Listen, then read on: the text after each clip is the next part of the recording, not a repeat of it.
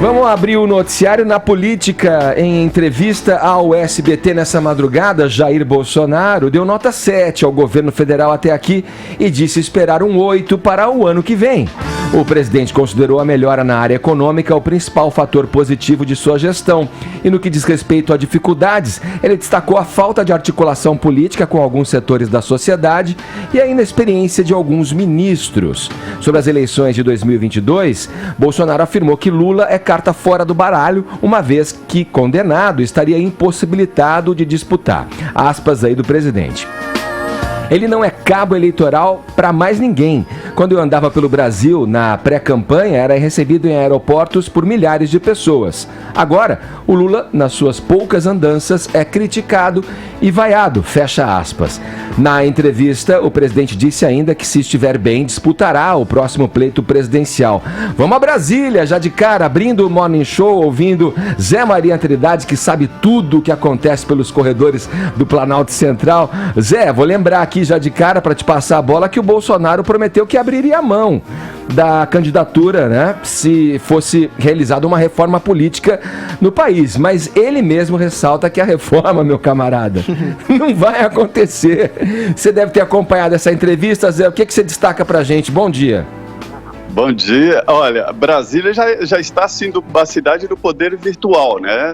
O Congresso em recesso, o Supremo em recesso, mas a política corre solta por aqui, isso não para. Nesta fala, Edgar, é o seguinte: o presidente Jair Bolsonaro, durante a campanha, falou que seria contra a reeleição, mas ele coloca ali um ponto difícil de ser cumprido, ou seja, os deputados e senadores aprovarem também a não reeleição deles. Isso é impossível, ninguém comete um suicídio eleitoral a esse ponto. Então ele sabia que isso não seria cumprido, que o Congresso não aprovaria o fim da reeleição de todos, inclusive de deputados e senadores. Ele lançou a candidatura dele à reeleição logo no início do governo. Sobre a autoavaliação de governo, isso sempre foi muito difícil para um presidente da República fazer, porque ele está no comando, né, do país, e a tendência é que ele defenda todos os seus pontos. E, surpreendentemente, o presidente admite que vai muito mal em política. É verdade e pode piorar. Por quê? A formação do novo governo, do novo partido político da família Bolsonaro, né? Isso provoca uma desagregação política, porque os outros partidos passam a ser adversários desse novo partido da família Bolsonaro.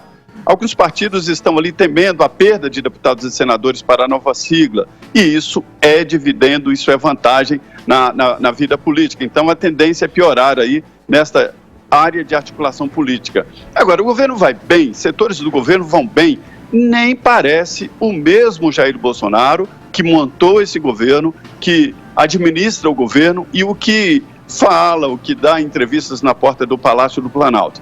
Sobre esta relação com o ex-presidente Lula, eu considero os dois codependentes. Isso fica muito claro e cientificamente através das pesquisas. Quando o presidente Jair Bolsonaro se movimenta nas pesquisas, cresce, o grupo do ex-presidente Lula também cresce e torce para que isso continue, porque isso garante um segundo turno para os dois setores. O ex-presidente Lula está mesmo fora da disputa, ele é ficha suja, já está com 2 condenações em tribunal colegiado, ou seja, segunda instância. Agora, a ideia e esta disputa entre Bolsonaro e Lula, os dois estão levando vantagem nisso, sim. Um se retroalimenta Exatamente. Do outro, né, Adriles? Agora, você vê, o Zé usou uma expressão que eu não sei se a gente pode normalizar esse tipo de expressão. Ele usou a expressão chamando de partido da família Bolsonaro. Isso me remete a uma prática muito antiga. Embora a gente acompanhe que os velhos caciques, podemos lembrar de vários deles, ACM, Paulo Maluf, o próprio Barbalho, né, lá o Renan Calheiros, né? esse tipo de figura que habita a política brasileira e faz da sua vida a política, quer dizer, a manutenção dessas figuras na política. Quando a gente tem aí a ideia da formação de partidos, o que me parece lógico é assim, uma congruência de ideais, de ideais, visão de mundo, né? Fica parecendo que, quando chama assim, a Aliança pelo Brasil, o partido da família Bolsonaro, chega a dar um certo calafrio, assim. À vontade, maldade sua. Você não acha, Adrilinho? Olha, você está olhando para um lado mal.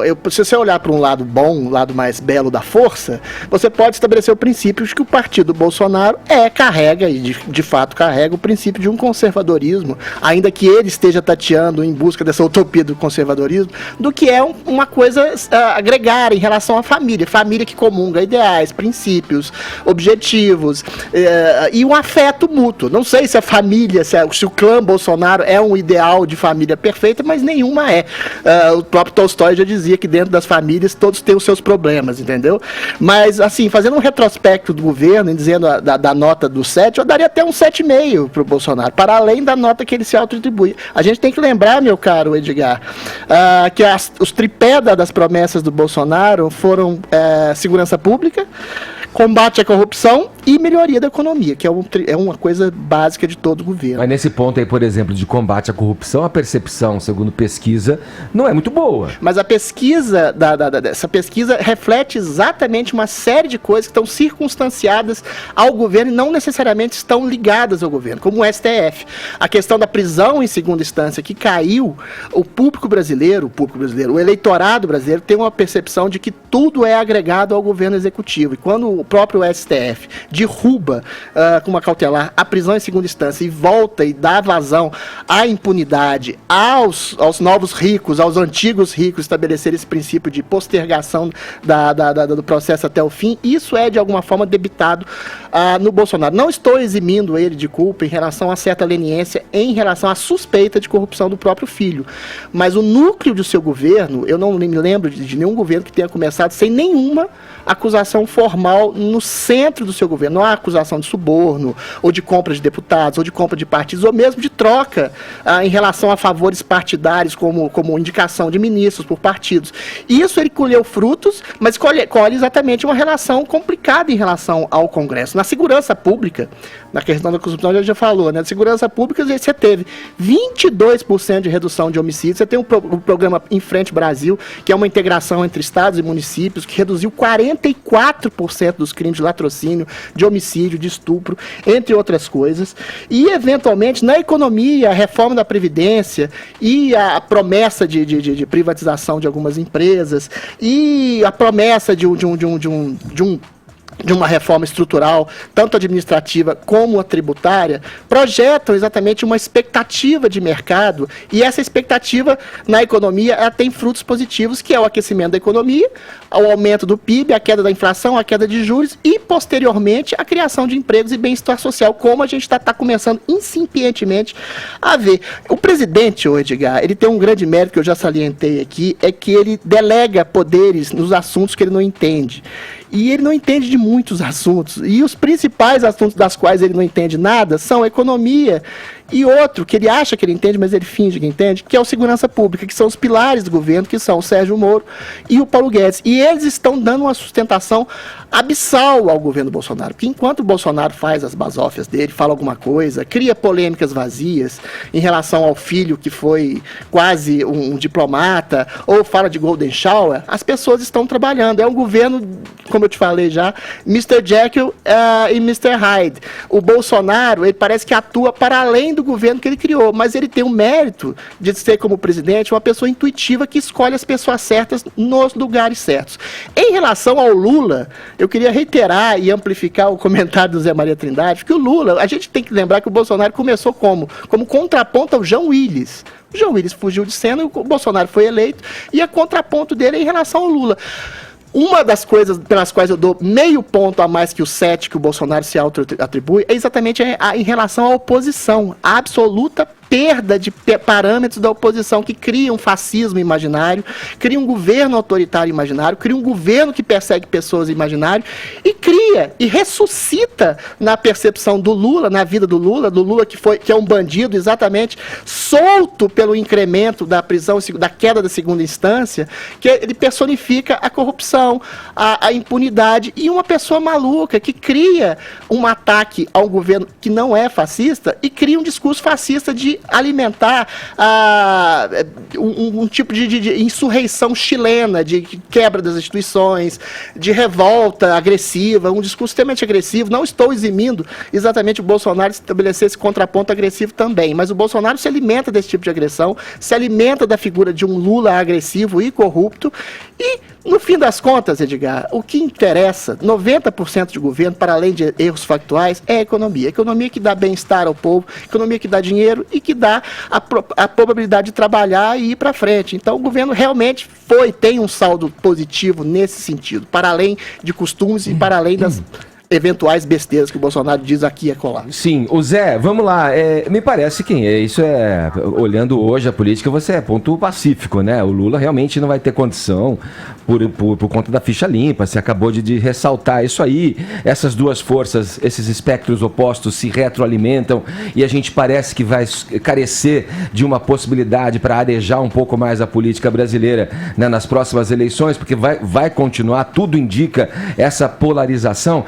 Agora, tem um ponto também curioso, que isso pode ser uma sombra, pode assombrar aí o governo Bolsonaro nesse ano que se inicia, que são justamente essas investigações com o filho. Não é o pai, mas é o filho, e me parece que essa alegação também, de que é um político que nesse primeiro ano de governo não incorreu em nenhum ato, nada de corrupção aconteceu ali dentro desse governo de Jair Bolsonaro, mas tudo leva a crer que se essa investigação realmente confirmar todos esses ilícitos praticados pelo filho, o 01, o 02, enfim, quem, e o Bolsonaro, só se isso tiver algum envolvimento e resvalar na figura dele em outros tempos, em tempos pregressos, Maria, é um fantasma que pode sim vir a atrapalhar, no mínimo, para dizer o mínimo, a articulação política, que é um ponto que o próprio Bolsonaro assume como uma deficiência nesse primeiro ano de governo, né, Zé?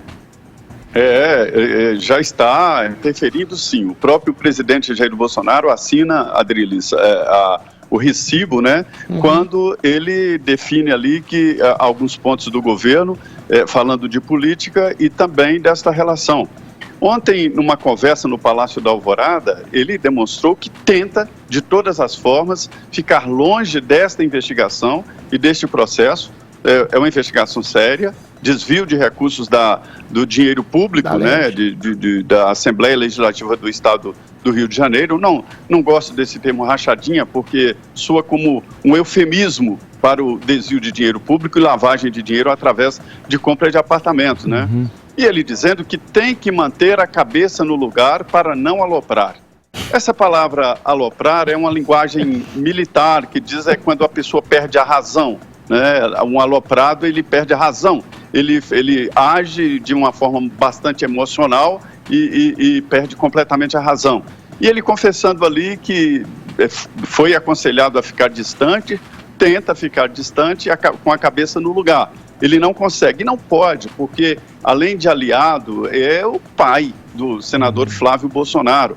E existe ali no clã Bolsonaro esse pensamento, eu disse, do Partido da Família, que o presidente do partido é o presidente Bolsonaro, o vice-presidente é o senador Flávio Bolsonaro, o vogal, que é o terceiro, né, é o filho Renan, que ainda não tem mandato, e dois cargos importantes, que seria tesoureiro e secretário-geral, os dois advogados do presidente Jair Bolsonaro.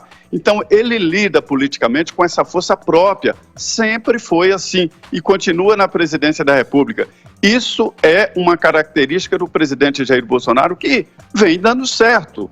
Ele está segurando esta força da família e cria um novo veio. Nunca vi um partido político sendo criado com esta força, com essa natureza do presidente da República.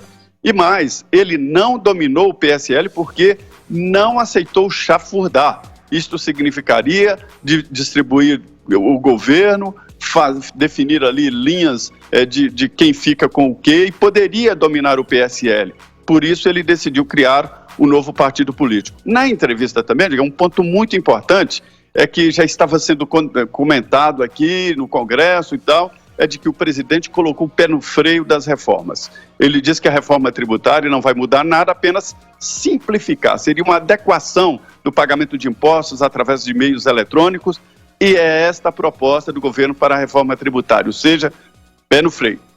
Tá certo, Trindade. É um dilema dinástico, né? Só para pontuar em relação ao que o Edgar falou, em relação ao Flávio, o Congresso tem dois caminhos a seguir. Ou se ancorar exatamente num tipo de chantagem em relação ao filho do Bolsonaro, que não necessariamente remete ao próprio pai, que falou que cortaria na própria carne, se houvesse alguma denúncia apurada e legitimada, vamos ver o que acontece, ou se ancorar exatamente nos ótimos números da economia. O Congresso, eu acho que tem a grande salvaguarda de decidir os destinos da nação. Ou age como uma menina mimada, fazendo chantagem em nome de seus interesses, ou vai atrás dos bons números da economia e coloca o Brasil para voar.